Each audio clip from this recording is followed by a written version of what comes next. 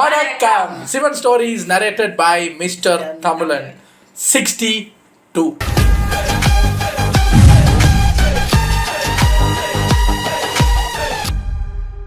இது ஒரு 21 minutes வீடியோங்கிறதுனால just ஒரு எபிசோட் தான் இன்னைக்கு பார்க்க போறோம்.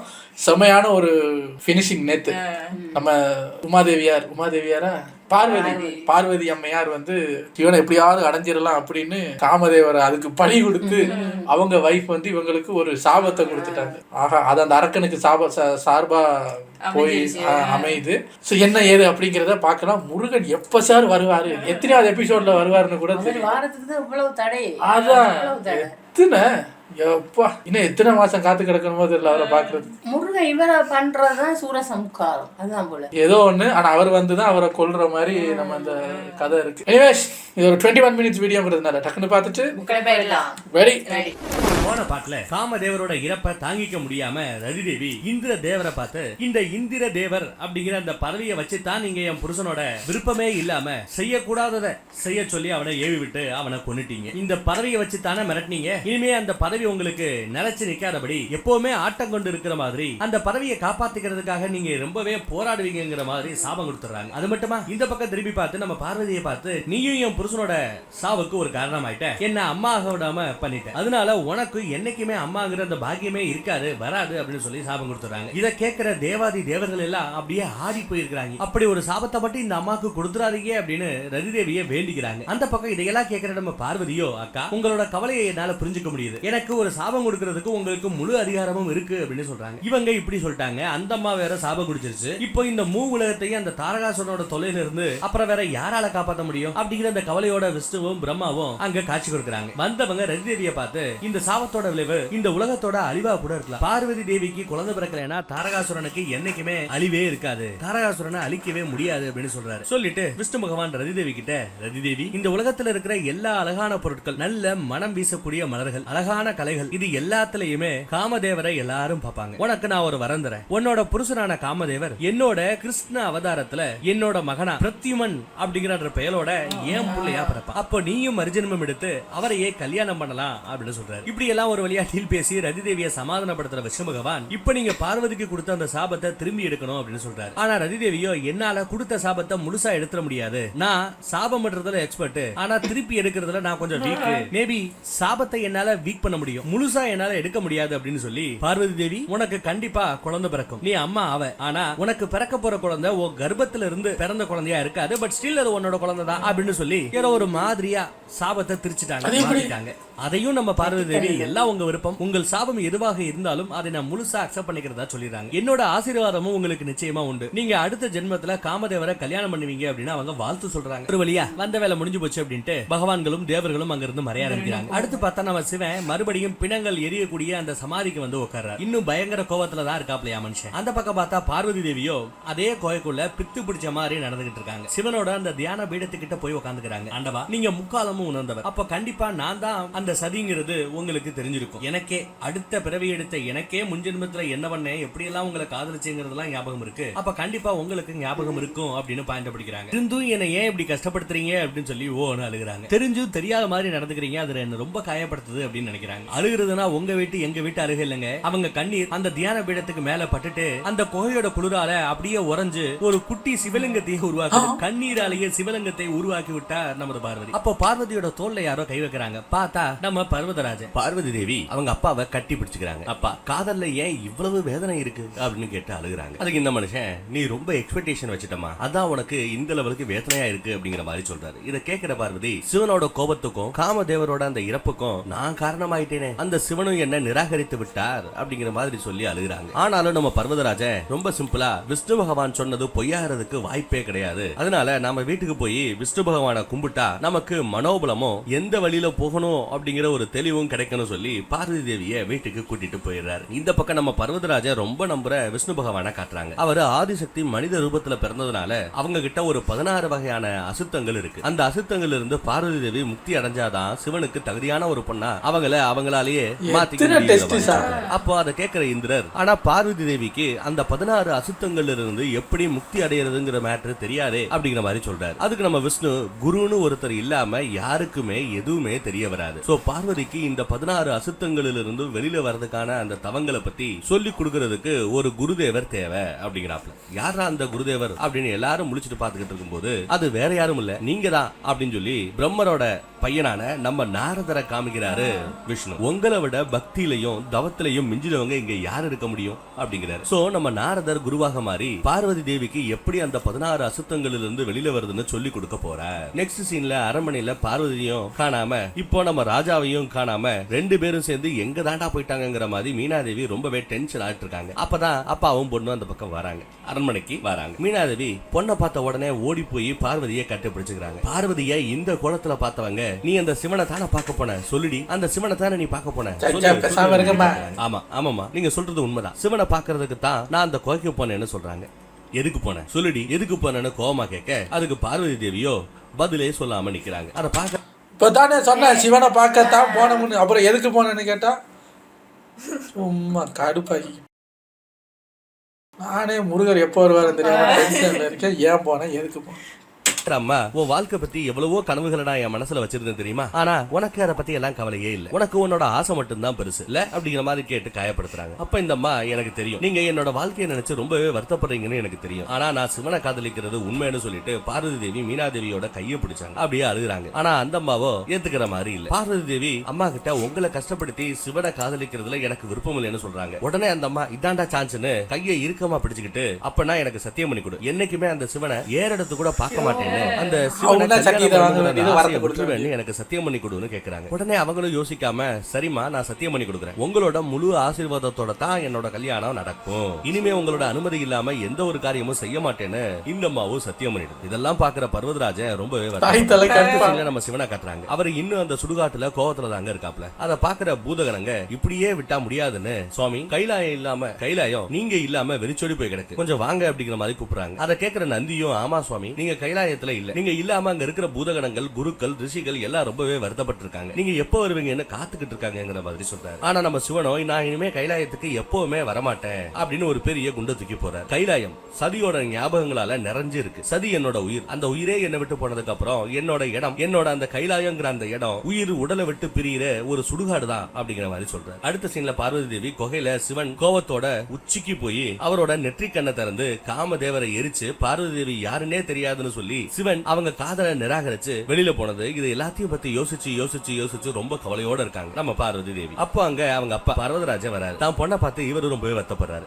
ஏமா உன்னை அவர் ஏத்துக்கலையேன்னு கவலைப்படுறியா அப்படிங்கிற மாதிரி அப்பா பொண்ணை பார்த்து கேட்டா, இல்ல அதுக்கு நான் கவலைப்படல, ஏன் கவலை எல்லாம் சிவன் அவராட்டுக்கு சிவனேன்னு தவம் பண்ணிக்கிட்டு இருந்தாரு, நான் தேவையே இல்லாம அவரை சீண்டி அவரை கவலைப்படுத்தி இந்த அமர்நாத் குகையை விட்டு அவரை வெளியில போறதுக்கு நான் காரணமாயிட்டேனே அப்படின்னு சொல்லி வருத்தப்படுறாங்க. அவரை அடையிறதுக்கான என்னோட முயற்சியில தான் ஏதோ ஒரு குறை இருக்கு அப்படிங்கிற மாதிரி நினைக்கிறாங்க. ஆனா நான் திரும்பி முயற்சி பண்ண போறேன்ப்பா, ஆனா இந்த தடவை அது சிவனை அடையிறதுக்கான முயற்சியா இருக்காது, சிவனோட கவலைய போக்குறதுக்கான ஒரு முயற்சியா இருக்கும்னு சொல்றாங்க. இதை கேட்கிற பார்வதராஜன் ரொம்பவே சந்தோஷப்பட்டு, உடனே உண்மையான காதல் நிச்சயமா உன்னோட காதலன் கிட்ட அந்த சிவன் கிட்ட கொண்டு போய் சேர்க்கும்னு வாழ்த்துறாரு. அடுத்து பார்வதி, நாம முதல்ல அம்மாவை சமாதானம் செஞ்சு சிவனை நான் கல்யாணம் பண்றதுக்கு சம்மதிக்க வைக்கணும் அப்படின்னு சொல்றாங்க. ஆனா அப்பாவோ இதை கேட்டுவிட்டு, உங்க அம்மா ஒரு முடிவு எடுத்துட்டா அந்த முடிவுல இருந்து அவளை வெளியில கொண்டு வருதுங்கிறது ரொம்ப கஷ்டமா அப்படிங்கிறத சொல்றாரு. பார்வதி தேவியோ, இப்போ அம்மாவும் என் மேல கோவமா இருக்காங்க, அந்த சிவனும் என் மேல கோவமா இருக்காங்க, ஒருவேளை என்னால கோவமா இருக்கிற எங்க அம்மாவையே சமாதானம் செய்ய முடியலன்னா அந்த சிவனை, அவரும் கோவமா தானே இருக்காரு, அவரை எப்படி என்னால சமாதானம் செய்ய முடியும் அப்படிங்கிற மாதிரி கேக்குறாங்க. ஒண்ணு தெரியுமாப்பா, ஒரு பெத்த தாயோட ஆசீர்வாதம் இல்லாம உலகத்துல ஒரு பையனோ ஒரு பொண்ணோ எதையுமே சாதிச்சிட முடியாது. ஒரு கால் அம்மாவோட ஆசீர்வாதம் இல்ல அப்படிங்கறதுனாலதான் அந்த மகாதேவர் என்னை ஏத்திக்க மாட்டேங்கிறாரோ, அம்மாவோட ஆசீர்வாதம் இல்ல அப்படிங்கறதுனாலதான் அவரை பார்த்தும் அவரை என்னால அடைய முடியலையோ. இப்ப நான் முடிவு பண்ணிட்டேன்ப்பா, சிவனை அடையணும்னா அம்மாவை சமாதானப்படுத்தி கல்யாணத்துக்கு சம்மதிக்க வச்சு அவங்க ஆசீர்வாதத்தை வாங்கியே ஆகணும்னு சொல்றாங்க. அடுத்து வைகுண்டத்துல நம்ம விஷ்ணு பகவான் நாரதர்கிட்ட, பார்வதி தேவிக்கு சரியான பாதையை, சிவனை அடையிறதுக்கான அந்த சரியான பாதையை நீங்க தான் காட்டணும் அப்படின்னு சொல்றாரு. அப்ப நம்ம லட்சுமி தேவி, சிவனே பார்வதியை ஏத்துக்க ரெடியா இல்லாதப்போ பார்வதி தேவி எந்த பாதையில போனாலும் அவங்களால சிவனை அடைய முடியாதே அப்படிங்கிற மாதிரி டவுட் கேக்குறாங்க. உடனே நம்ம விஷ்ணு பகவான், அதெல்லாம் ஒண்ணும் பிரச்சனை இல்ல, என் மச்சான் கிட்ட நான் பேசுறேன், ஒத்துக்க மாட்டான் தான், அவனை ஒத்துக்க வைக்கிறது அப்படிங்கிறது கொஞ்சம் கஷ்டம் தான், சிரமமான காரியம் தான், ஆனா உலகத்தோட நன்மைக்காக நான் எல்லா விதத்திலையும் முயற்சி பண்ணுவேன்னு சொல்றாரு. இதை கேட்கிற நம்ம நாரதர், சரி அப்ப நீங்க சிவன் சிவனுக்கு புரிய வைக்க முயற்சி பண்ணுங்க. நான் நம்ம பார்வதிக்கு சரியான வழியை காட்டுறேன்னு சொல்றாரு. அடுத்து நம்ம பார்வதி அவங்க அம்மா கிட்ட போய் அம்மா என் மேல கோமா அப்படின்னு கேக்குறாங்க. அதுக்கு நம்ம மீனாதேவியோ ஏன் அதுக்கு கூட எனக்கு அதிகாரம் இல்லையா அப்படின்னு கேக்குறாங்க. உங்களுக்கு முழு அதிகாரம் இருக்குமா? நான் தான் தப்பு பண்ணிட்டேன். உங்ககிட்ட ஆசீர்வாதம் வாங்காமலேயே நான் அந்த சிவனை அடைய போயிட்டேன். ஆனா நான் இப்போ உங்களுக்கு ஏற்கனவே சத்தியம் பண்ணி கொடுத்துட்டேனேமா, உங்க ஆசீர்வாதத்தோடையும் முழு சம்மதத்தோடையும் தான் என்னோட கல்யாணம் நடக்கும் அப்படின்ட்டு அப்படிங்கிற மாதிரி சொல்லி பாக்குறாங்க. இது கேட்கிற மீனாதேவி இல்ல நீ வாக்கு கொடுத்தது ஏதோ உண்மைதான், ஆனா வாக்கு கொடுக்கறத விட உண்மையான சத்தியம் என்னைக்குமே மாறாது. உன்னால எனக்கு அந்த உண்மையான சத்தியத்தை செஞ்சு கொடுக்க முடியுமா அப்படின்னு கேக்குறாங்க. இது ஏதோ ஒரு ஸ்பெஷல் சத்தியம் மாதிரி தெரியுதுங்க. சாதா சத்தியம் பத்தாதான். கையில ஏதோ ஒரு 4 குச்சியை கொடுத்து அது மேல தண்ணியை ஊத்தி பார்வதியை சத்தியம் பண்ண சொல்றாங்க. பார்வதியும் நீங்க என்ன சொன்னாலும் ஆசீர்வாதத்தோட தான் நான் கல்யாணம் பண்ணுவேன்னு சத்தியம் பண்றாங்க. இதெல்லாம் பாக்குற பர்வதராஜன் மீனாதேவி நீ பார்வதி கிட்ட நடந்துக்கிறது எனக்கு ஒண்ணு சரியா படலன்னு சொல்றாரு. அதுக்கு அந்த அம்மா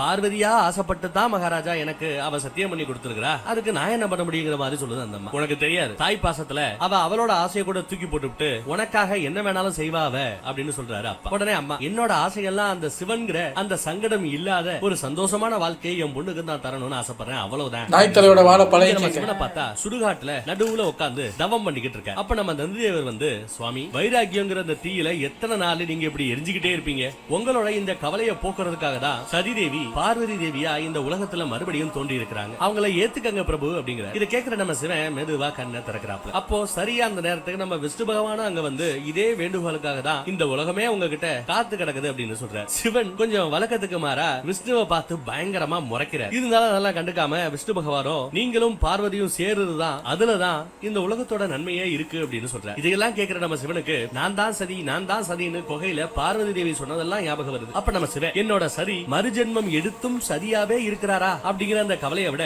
எனக்கு வேற ஒரு கவலை இருக்க முடியுமா அப்படின்னு கேட்கிறார். சதியும் சிவனும் சேர்ந்ததுக்கு அப்புறம் என்னெல்லாம் நடந்துச்சு அப்படிங்கறது இந்த உலகம் அறியும். சதியும் சிவனும் சேர்ந்ததுல எனக்கோ இல்ல சதிக்கோ இல்ல இந்த உலகத்துக்கோ எந்த ஒரு நன்மையும் கிடைக்கலையே அப்படிங்கிற. அடுத்த சீன்ல பார்த்தா நம்ம பார்வதி தேவி அவங்க ரூம்ல ஒரு சிவன் சிலைய பாக்குறாங்க. சிவன் தான் வந்துட்டாருன்னு நினைச்சு என்ன யாருன்னே தெரியாதுன்னு சொல்லி நிராகரிச்சுட்டு இப்ப எதுக்கு இங்க வந்தீங்க அப்படிங்கிற மாதிரி கேட்டு அவர் கூட ஏதோ பேச்சுவார்த்தை நடத்திக்கிட்டு இருக்கும் போது இவங்க அம்மா அங்க வராங்க. நான் தாமா அந்த சிவன் சிலையை இங்க வச்சேன்னு சொல்றாங்க. என்னடாது இந்த அம்மா அப்படி செய்யாதே அப்படின்னு யோசிக்கும் போது அன்னைக்கு நம்ம தச்சை செஞ்ச அதே செயலை தான் இன்னைக்கு இந்த அம்மாவும் செய்யுது. சிவன் அப்படிங்கிற அந்த பிரம்மைய உன் மனசுல இருந்து நான் எடுத்தே தான் தீருவேன் அப்படின்னு சொல்லி நான் சொல்ற எல்லாத்தையும் கேட்பேன்னு சொல்லி நீ சத்தியம் செஞ்சிருக்கிற பார்வதி, அதனால நான் சொல்றேன் நீயே இந்த சிவலிங்கத்தை தூக்கி கொண்டு போய் அரண்மனைக்கு வெளியில வச்சுட்டு வா அப்படின்னு சொல்றாங்க. இதை கேட்கிற நம்ம பார்வதிக்கு முன் ஜென்மத்துல அவங்க செஞ்ச அந்த தப்பெல்லாம் ஞாபகம் வருது. சதி செஞ்ச மாதிரி நான் செய்ய மாட்டேன்னு நினைச்சுக்கிட்டு இருக்கும்போது அம்மா கேக்குறாங்க என்னம்மா நான் சொன்னது காதுல விழலையா அப்படின்னு கேக்குது அந்த அம்மா. அதுக்கு பார்வதி சிரிச்சுக்கிட்டே உங்க ஆசை அதுதானம்மா, அப்படியே நான் செய்யறேன், ஆனா எந்த சிவலிங்கத்தமா நான் வெளியில கொண்டு போய் வைக்கணும் அப்படின்னு கேக்குறாங்க. அதுக்கு இந்த அம்மா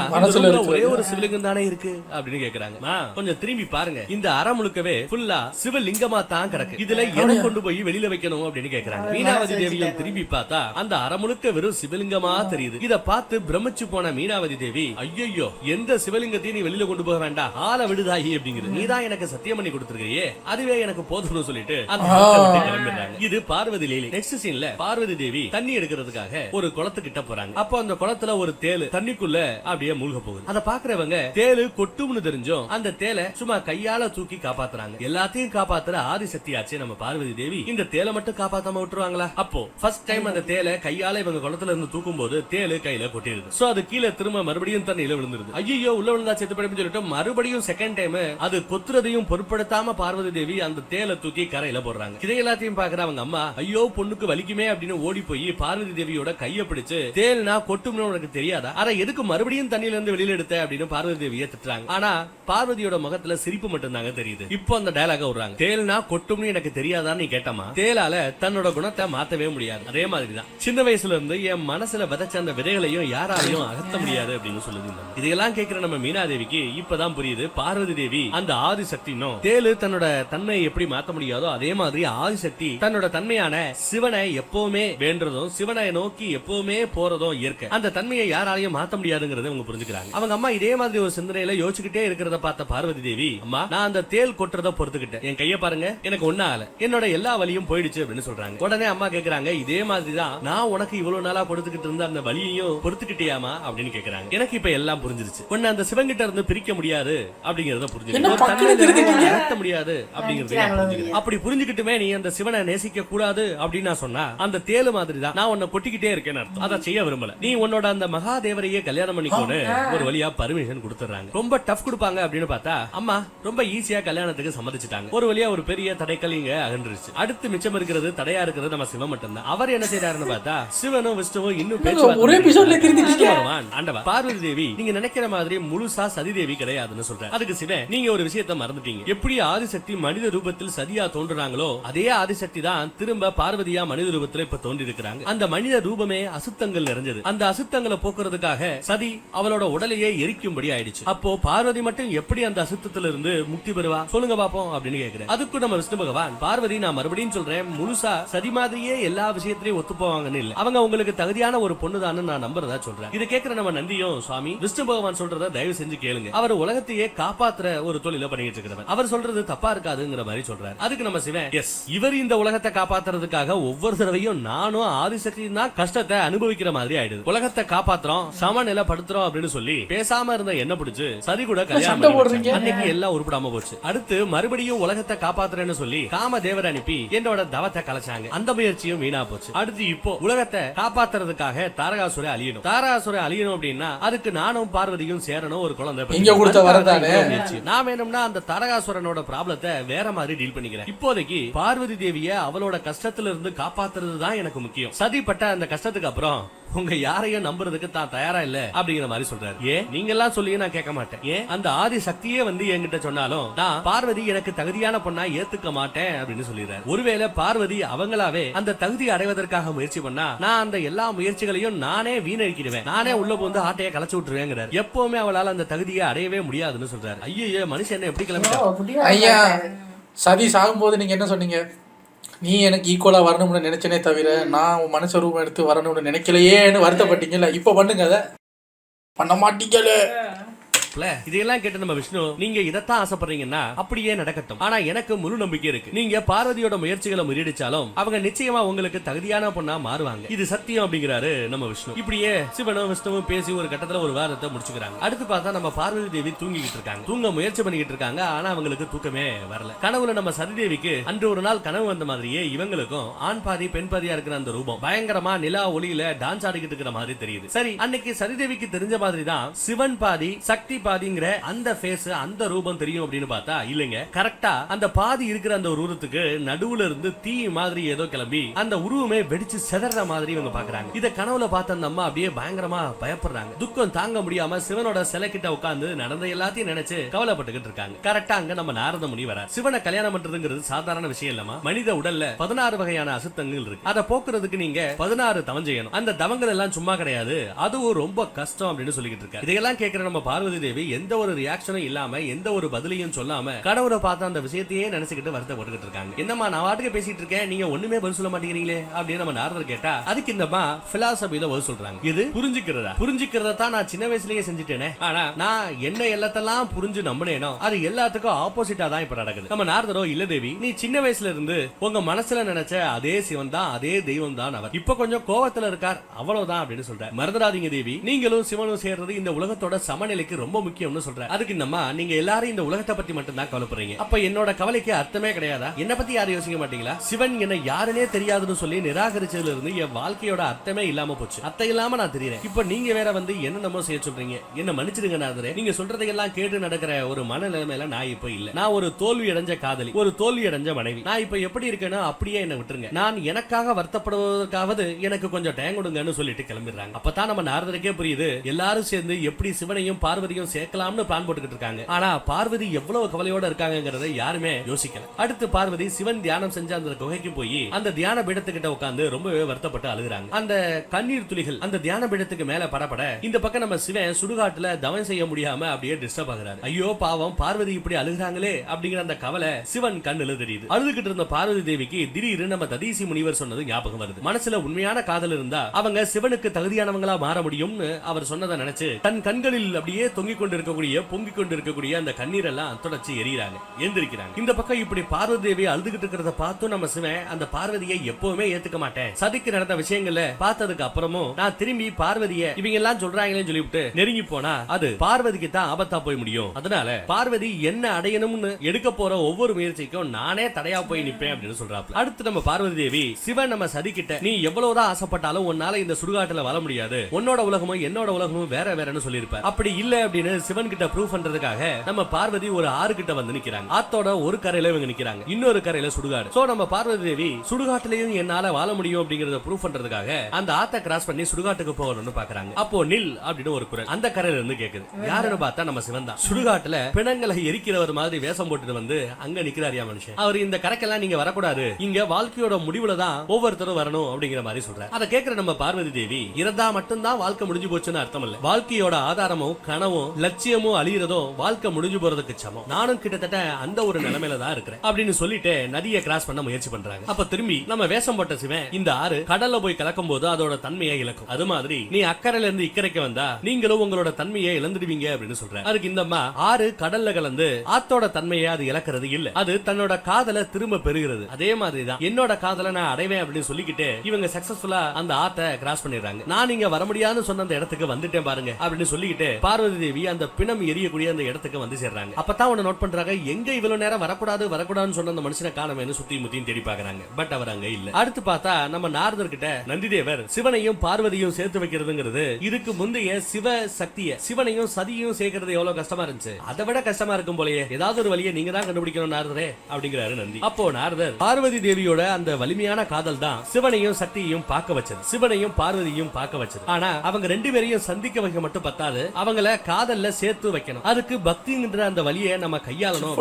சிவ பக்தியை பத்தி இந்த உலகத்திலேயே நல்லா தெரிஞ்சவை யாருன்னு பார்த்தா நீதான் நந்தி. அது சோ நீ போய் பார்வதி தேவி கிட்ட இத புரிய வை, சிவபக்தினா என்னன்னு நீ காட்டு அப்படின்னு சொல்ல நம்ம நந்தி தேவர் ஒரு ஆடு மேய்க்கிற பைய மாதிரி வேஷம் போட்டு ஒரு காதல் பாட்ட பக்தி பாடல் மாதிரி பாடிட்டு அப்படியே ஆடு மேய்ச்சிட்டு போய்கிட்டு இருக்க. அதை கேட்ட பார்வதி என்ன நீங்க இப்படி வித்தியாசமா பாடுறீங்களே அப்படிங்கிற மாதிரி நந்தி கிட்ட போய் கேக்குறாங்க. அப்போ பார்வதி தேவிக்கு நம்ம நந்தியார் பக்திக்கும் காதலுக்கும் இருக்கிற அந்த சமத்துவத்தை பத்தி புரிய வைக்கிறாங்க. காதலனா கடவுளை பார்த்தா வெறும் காதலால் அடைய முடியாத விஷயங்களை பக்திங்கிற அந்த பாதையில போய் அடைய முடியும்னு சொல்ற. இதை கேட்கிற பார்வதி நாரதரும் இப்படித்தான் ஏதோ சொல்ல வந்த, பட் அது அப்போ எனக்கு புரியவே இல்லை அப்படின்னு நினைச்சிட்டு எனக்கு ஒரு நல்ல வழியை காட்டுறதுக்கு ரொம்பவே தேங்க்ஸ்னு நந்தி தேவர்கிட்ட சொல்லிட்டு கிளம்பிடுறாங்க. அதுக்கப்புறம் நந்தி தன்னோட என்னோட பெரிய பாக்கியம், என்னால உங்களுக்கு ஒரு யோசனையாவது சொல்ல முடிஞ்சது, இனிமே பாருங்க மாதா, நிச்சயமா இந்த காதலும் பக்தியும் சேர்ந்த அந்த வழியில நீங்க அந்த சிவனை அடைஞ்சிருவீங்க அப்படின்னு சொல்ற. பார்வதி இப்பதான் ஏதோ ஒரு நல்ல வழி கிடைச்சிருச்சுன்னு ஹாப்பியா நடந்து வராங்க. அப்ப கரெக்டா நாரதனும் அங்க வரார். வந்தவர் பார்வதி தேவியை பார்த்து போன தடவை நான் வரும்போது நீங்க ரொம்பவே ஷேடா வருத்தமா இருந்தீங்க, இப்போ உங்களை இப்படி சிரிச்ச முகத்தோட பாக்குறதுக்கு எனக்கு ரொம்ப சந்தோஷமா இருக்குன்னு சொல்ற. நம்ம நந்தி தேவரை அனுப்புனதே நாரதர் தான். ஆனா இது தெரியாம நம்ம பார்வதி தேவி எனக்கு சிவனை அடைவதற்கான அந்த வழி கிடைத்து விட்டது, இனிமே மகாதேவர் என்னோட கடவுள், நான் அவரோட பக்தை அப்படின்னு சொல்றாங்க. ஒரு காதலி காதலனை அடைவதற்கு தடையா அந்த காதலன் இருக்கலாம், அவருக்கு தடுக்கின்ற அந்த உரிமை உண்டு. ஆனா ஒரு பக்தையா நான் என் கடவுளான அந்த சிவனை அடைவதற்கு அந்த கடவுளாவே நினைச்சாலும் இந்த பக்தியோட பக்தியை அவரால நிப்பாட்ட முடியாது. ஆனா இந்த பக்திங்கிற பாதையில போறதுக்கு நான் என்ன செய்யணும் அப்படின்னு கேக்குறாங்க பார்வதி தேவி. சோ நம்ம பார்வதி ஃபைனலா பக்திங்கிற பாதையில போலாமேன்னு முடிவு பண்ணிட்டாங்க. தியானம் தவம் எதை வேணாலும் செய்யறதுக்கு தயாரா இருக்கிறாங்க. அந்த பாதையில போய் அவங்களால சிவனை அடைய முடியுமா அப்படிங்கறத அடுத்த பாட்டுல பார்ப்போம். தேங்க்யூ. எவ்வளவு எத்தனை பேரு என்ன வேணாலும் பண்ணுங்க, பக்தியில போவீங்களோ காதல்ல போவீங்களோ முருகரை சீக்கிரம் அவுத்து விடுங்க சார். முருகரை உங்களோட லவ் ஸ்டோரி 60 எபிசோடா பார்த்து போட்டு போர் அடிச்சு போச்சு எனக்கு. இப்போ எனக்கு ஆக்ஷன் ஸ்டோரி பார்க்கணும். இன்னும் அது 10-15 எபிசோட் போகும் போல. எத்தனை எபிசோட்ல முருகன் பார்த்தா 300வது எபிசோட்ல தான் வருவாரு. முருகன் வந்தோடனே தொடரும்னு போட்டுருவாரு.